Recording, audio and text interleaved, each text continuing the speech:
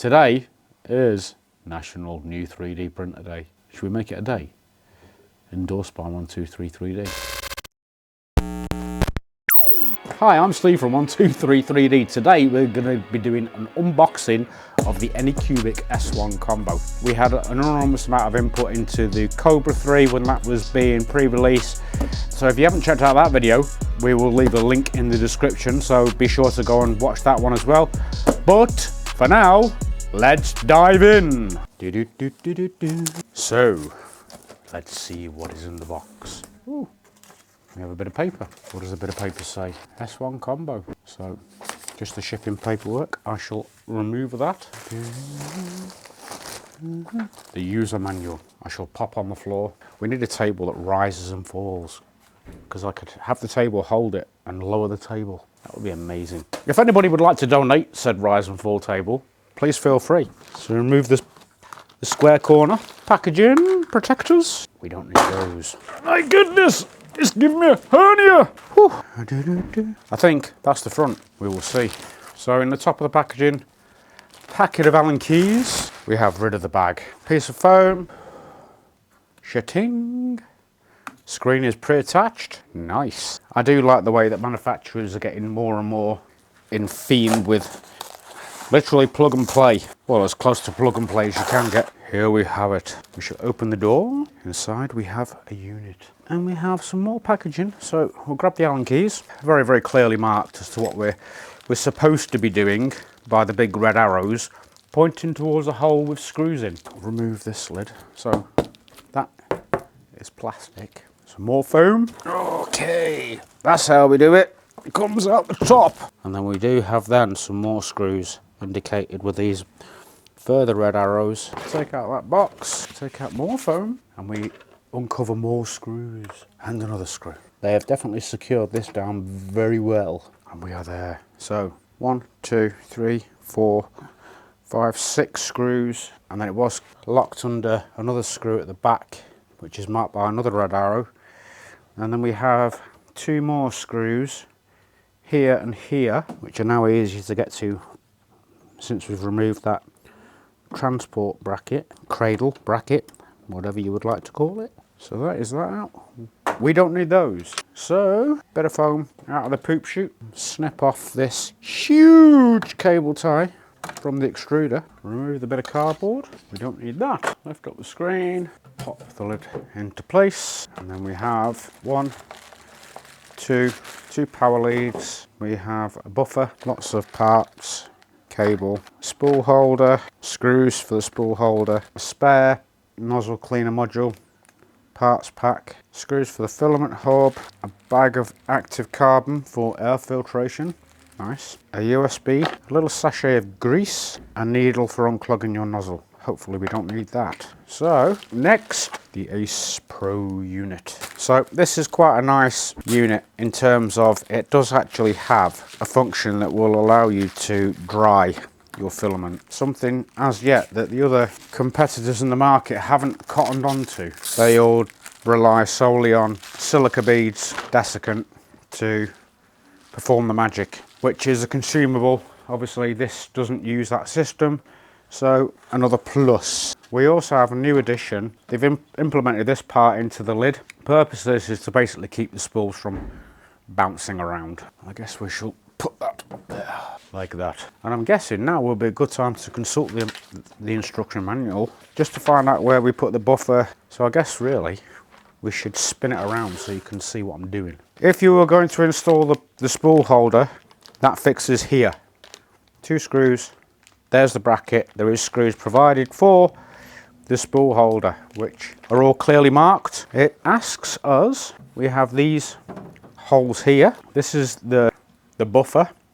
So what this does, it takes the 4 tubes that come out of the back of the Ace Pro unit, feeds them into this, which then extrude out into 1 tube, which will be here, into the extruder of the machine.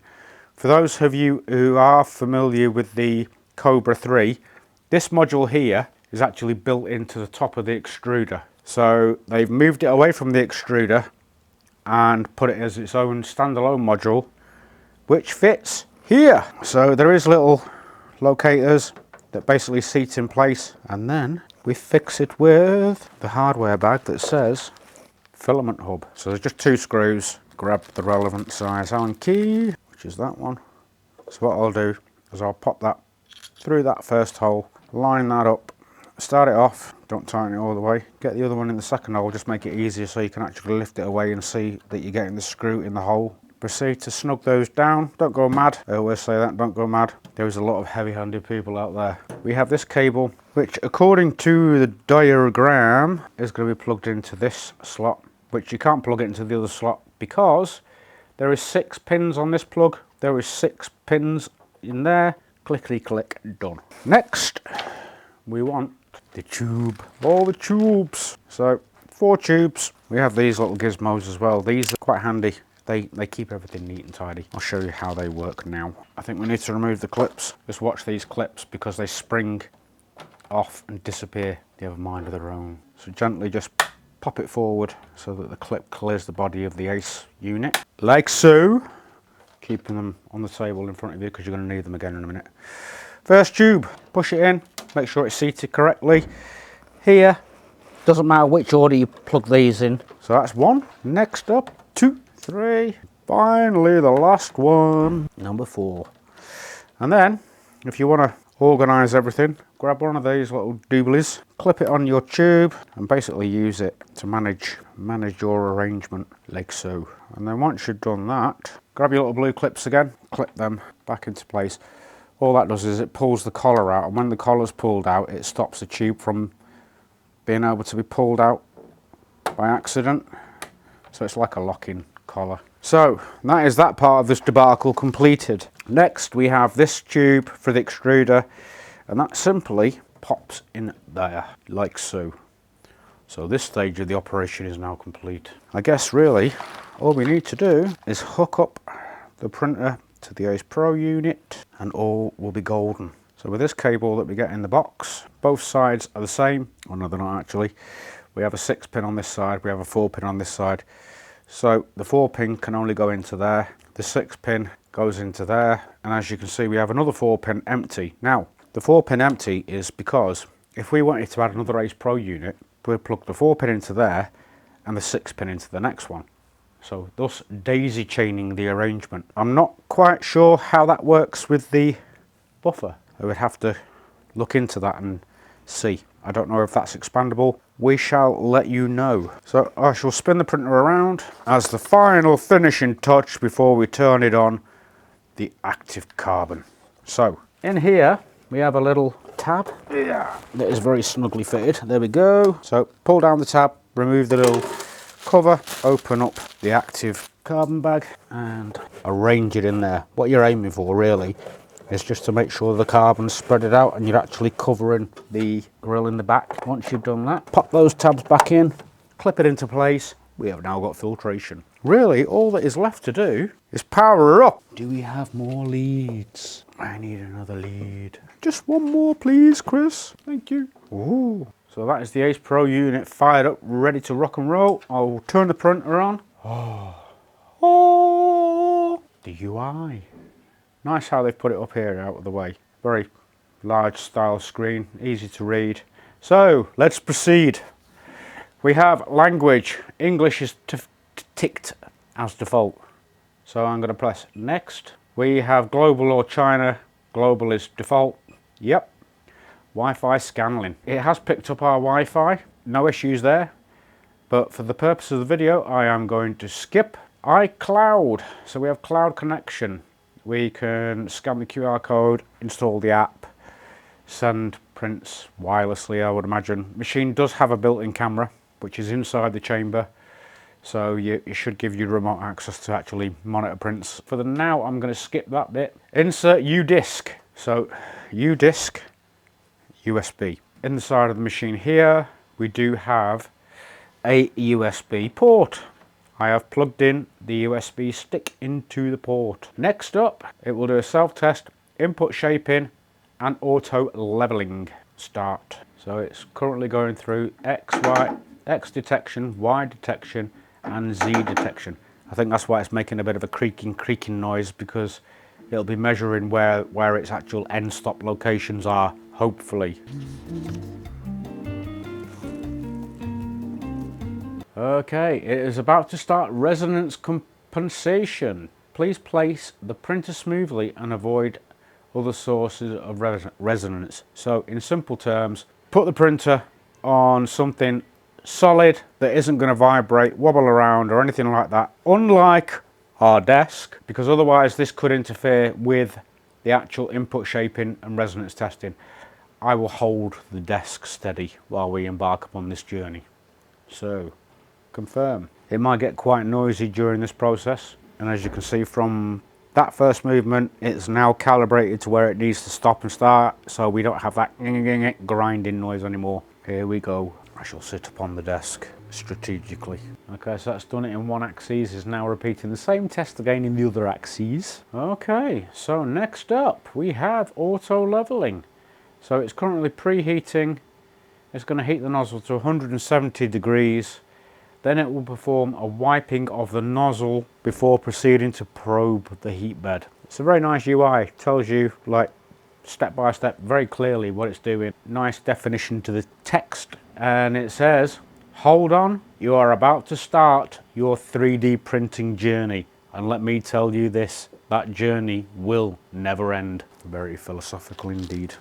So I hear those people at home saying, do I need another 3D printer? You absolutely do. Okay, so it's now wiping the nozzle. So I guess really while it's finishing doing its thing, we'll go over a couple of little features. Inside, you can see we do have an LED light that is lighting the chamber. This side of the machine, we have the camera. The back of the machine, you can see the nozzle wiper and poop chute. So basically that's where, when you swap colors, your waste will disappear. We have 3 lead screws, so you've got a triangular formation, if you like, on the lead screws. You've got one this side, one at the center and the back. These two are on smooth linear rails. The back one is purely driven by the lead screw, so that gives you a very, very stable platform. Y axes on smooth rails again, all belt driven in a traditional Core XY configuration. The door is plastic and it's not flimsy, it seals and shuts nicely. Around the door you've got a foam gasket which will prevent you from losing any chamber temperature if you're printing with exotic materials like ABS or ASA. The build plate stipulates on the front of it that it is suitable for PLA, ABS, PETG and ASA. So it is a textured PEI build plate and it is double-sided. Regularly clean up foreign objects from the floor of your chamber. There is a culprit within this very building that needs to take heed from that very important message. He is currently stood behind the camera. So I'm going to purposely leave that sticker there purely for his attention. Basically, if you don't keep under there clear and the build plate goes down, you will damage the build plate. Don't store filament under there or anything like that. It would be very irresponsible and would cause unnecessary damage. I think our blue bar is now expired to the full extent of its journey, so I shall now click finish. It is telling me we have an ACE unit attached. I'm not sure what the other little icon is, but that one appears to be a camera. Here we have one ACE unit listed. We can have up to 2, but as I say, without confirming how they configure into the buffer, I don't yet know how that works, but I will find out. We can set a couple of different things here. So we've got material type we can change.